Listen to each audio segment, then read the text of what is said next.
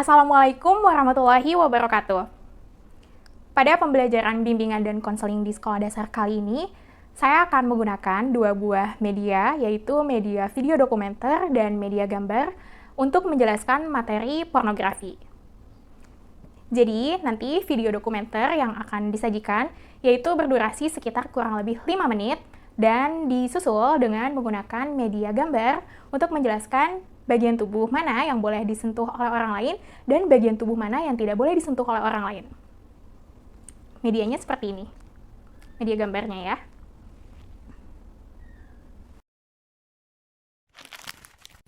Tahukah Anda, otak merupakan bagian tubuh yang paling penting bagi manusia? Sekarang angkat tangan Anda dan letakkan pada dahi. Tepat di situ, ada bagian otak yang paling istimewa. Bagian itu disebut prefrontal cortex, atau disingkat PFC. Menurut peneliti otak Jordan Grafman, PFC ini hanya ada pada otak manusia, sehingga membedakan kita dengan binatang. Bagian ini diciptakan dan dirancang khusus oleh Tuhan, supaya manusia mampu memilih dan memiliki etika. PFC berfungsi seperti pemimpin. Ia bertanggung jawab untuk berkonsentrasi, memahami benar dan salah, mengendalikan diri, menunda kepuasan, berpikir kritis, dan merencanakan masa depan. PFC adalah pusat pertimbangan dan pengambilan keputusan. PFC inilah yang membentuk kepribadian dan perilaku sosial. Sayangnya, PFC adalah bagian otak yang paling mudah mengalami kerusakan. Jika PFC rusak, maka kepribadian orang bisa berubah. Rusaknya PFC bisa disebabkan oleh benturan fisik, bisa juga oleh zat kimia, seperti narkotika, psikotropika, dan zat adiktif atau nafsa. Dan ternyata penyebab paling merusak juga pornografi, yang disebut narkolema, narkotika lewat mata. Bagaimana pornografi mempengaruhi otak dan pikiran kita? Adi, remaja 12 tahun, melihat gambar di TV yang menjurus ke porno. Awalnya, ia merasa kaget dan jijik. Ini karena sistem limbik di otak Adi menjadi aktif. Sistem limbik mengatur emosi juga keinginan makan, minum, dan berhubungan seksual. Sistem limbik ini kemudian mengaktifkan zat kimia otak bernama dopamin. Dopamin memberi rasa senang, penasaran, sekaligus kecanduan. Zat ini juga aktif jika orang mengkonsumsi nafsa. Oleh karena itu, sifat candu pornografi sama dengan sifat candu nafsa. Otak akan mengingat apa yang membuat Adi senang dan bagaimana ia memperolehnya. Jika Adi mendapatkan pembinaan akhlak, etika yang baik, dan patuh pada norma sosial, dorongan melihat pornografi, meskipun menyenangkan, akan ia abaikan. Namun karena hal itu tidak ada pada diri Adi, ketika ia sedang merasa bosan dan ingin mencari kesenangan, otak akan mendorongnya agar melihat pornografi lagi. Namun lama-lama, Adi bosan melihat jenis gambar yang sama dan butuh yang lebih porno untuk memicu rasa senang. Sekarang, dengan internet, pornografi menjadi jauh lebih mudah didapat. Pertama, Adi membuka internet dan tidak sengaja melihat gambar yang menjurus ke porno. Berikutnya, ia sengaja membuka lagi untuk melihat yang lebih porno. Awalnya melihat yang sedikit terbuka, lama-lama semuanya terbuka. Awalnya melihat 1 menit, lama-lama 1 jam. Adi mengalami kecanduan pornografi. Bagaimana kerusakan PFC akibat kecanduan pornografi? Secara alamiah, dopamin dialirkan dari sistem limbik ke PFC. Orang yang kecanduan pornografi akan mengalirkan dopamin secara berlebihan sehingga membanjiri PFC.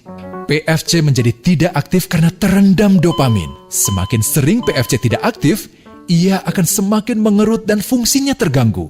Sistem limbik justru akan berkembang semakin besar karena terus mengaktifkan dopamin, sehingga Adi cenderung untuk terus mencari kesenangan tanpa takut atas akibatnya.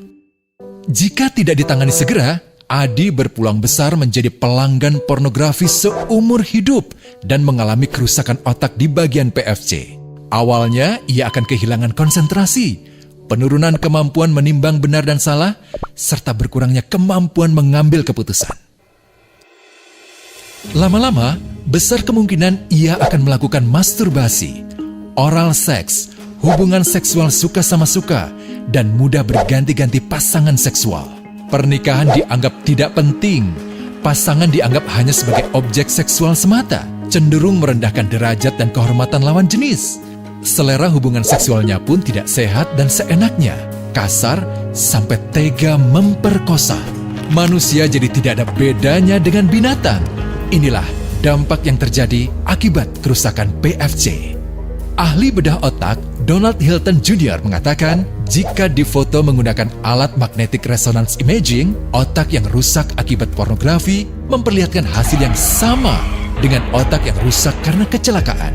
Ia juga mengatakan, berbeda dengan dampak nafsa yang merusak otak di 3 bagian, pecandu pornografi yang sudah melakukan hubungan seks dengan anak-anak mengalami kerusakan otak di 5 bagian.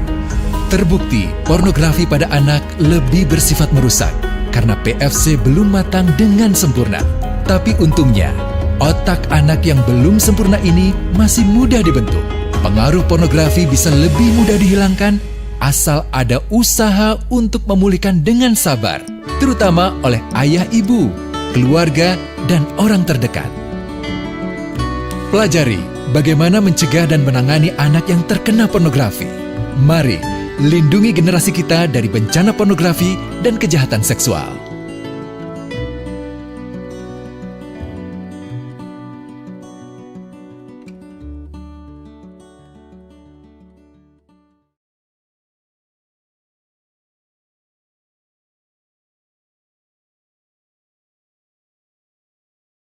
Kemudian, setelah mengamati video dokumenter mengenai bahaya pornografi, siswa diharapkan dapat memahami bagian tubuh mana yang boleh dilihat dan disentuh oleh orang lain, dan bagian tubuh mana yang tidak boleh dilihat dan disentuh oleh orang lain.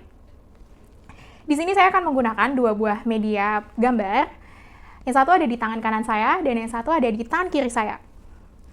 Media yang ada di tangan kanan saya akan saya gunakan untuk menjelaskan bagian tubuh mana yang boleh disentuh dan dilihat oleh orang lain, seperti kepala, tangan, dan kaki. Kemudian media yang ada di tangan kiri saya akan saya gunakan untuk menjelaskan bagian tubuh mana yang tidak boleh dilihat dan disentuh oleh orang lain, seperti mulut, dada, dan alat kelamin. Demikian pemaparan media yang saya gunakan dalam pembelajaran bimbingan dan konseling untuk materi pornografi. Tentunya masih banyak sekali kekurangan dan kesalahan dalam pengucapan dan penggunaan. Mohon dimaafkan. Billahi fisabilil haq, fasabiqul khairat. Wassalamualaikum warahmatullahi wabarakatuh.